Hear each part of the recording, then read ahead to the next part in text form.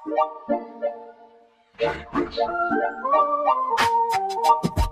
the first question for mathematics as a language is, why is mathematics considered as a language? So for me, mathematics is a language because in every country, in every culture, or whatever economic status a country is, or like what their roots are, they always use math, like numbers, symbols.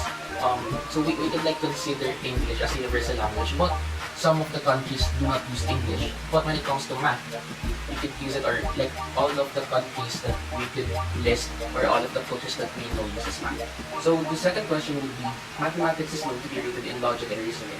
How do you perceive it to be an important tool in dealing with practical problems in life because of this? So it is a very important tool in dealing with practical problems in life because in every action, in every conversation, or in everything that we do it with reasoning, we do it with logic. And if we do not use logic in every action that we do, sometimes there are accidents, there are miscommunication, there are bad things that happens because you do not use reasoning, you do not use logic to it.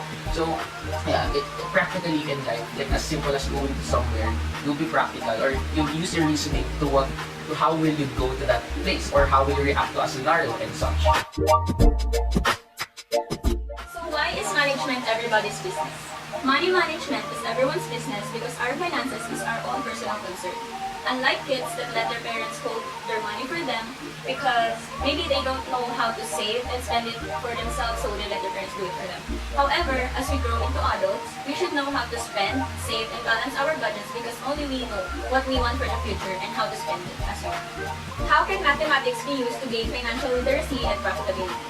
Math definitely contributes to financial literacy because it is mainly concerned with numbers, taking into consideration the additions as profits we receive and subtractions as the expenses.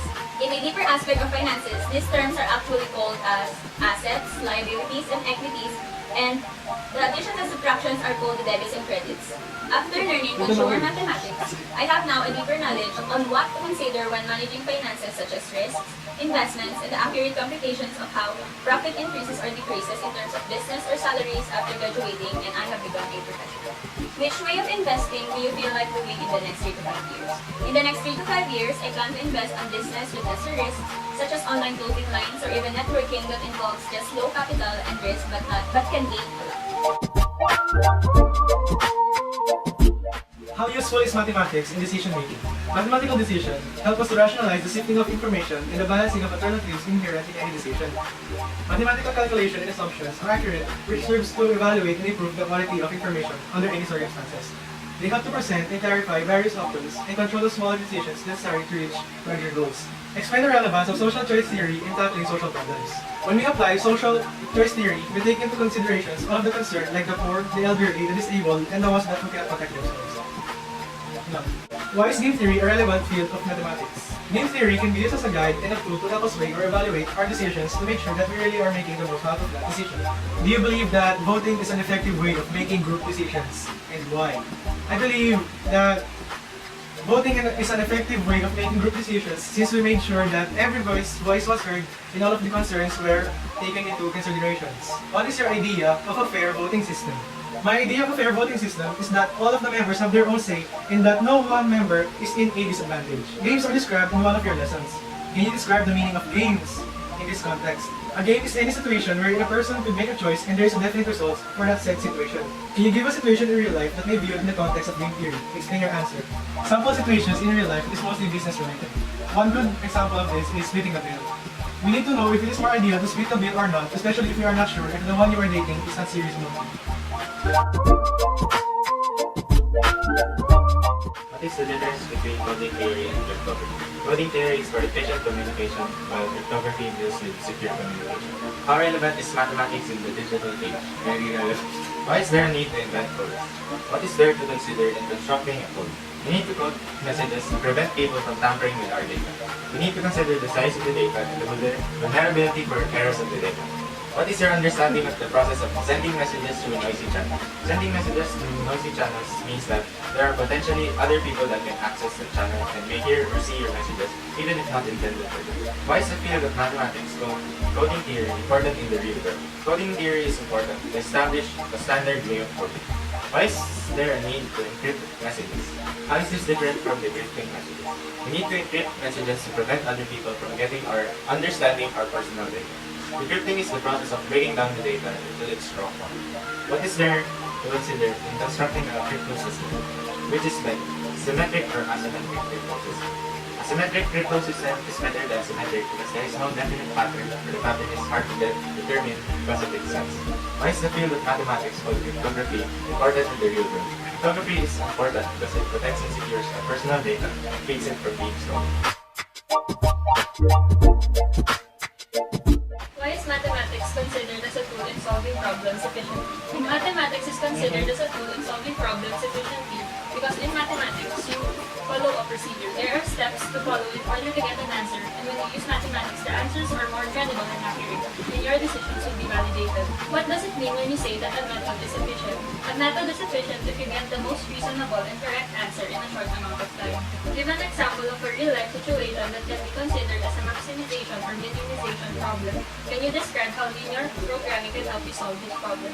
For example, in choosing a restaurant or fast food to eat, I want to minimize my cost of the food that I will order. Linear programming can help me in solving this problem because basically, linear programming is a mathematical technique to maximize or minimize a linear function. We use linear programming to achieve the best outcome, so if I use this method, I will know where I would eat, which will benefit me and give me the lowest possible cost. For the first question, we have explain the meaning of Fibonacci sequence and the golden ratio. How are these ideas associated with nature and arts? Well, the Fibonacci sequence is actually a mathematical ideology wherein you get the next number by adding the two numbers prior to it. For example, we have the sequence 0, 1, 1, 2, 3, 5, and 8. For the golden ratio, it's actually the ratio of 1 is to 0.618. And these two ratios are most evidently seen in nature. For example, we can see it in the conch shell. Next, what are fractals? How is this concept used in solving problems in the real world? Fractals are infinitely complex patterns that are self-similar. For example, we have this pattern, and if you repeat it over and over again, you're going to create a new pattern. But when you deduct it to the smallest motive, you're going to see that same pattern. We can use it in real life, for example, in analyzing biological processes like bacteria growth formation. How is mathematics involved in the design of creative works? We have the Fibonacci sequence, which can be seen as spirals. We also have the golden ratio.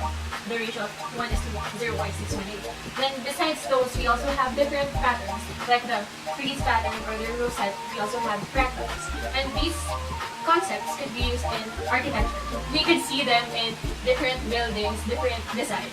Which applications of fractal geometry do you see as the most important, and why? I think that the most important application of fractal geometry is on architecture because it doesn't only give you this aesthetically pleasing look, but it also helps in the durability of the building itself. In this lesson, you have learned about Fibonacci numbers and the golden ratio. Why do they say that these numbers are associated with the concept of beauty in arts and in nature?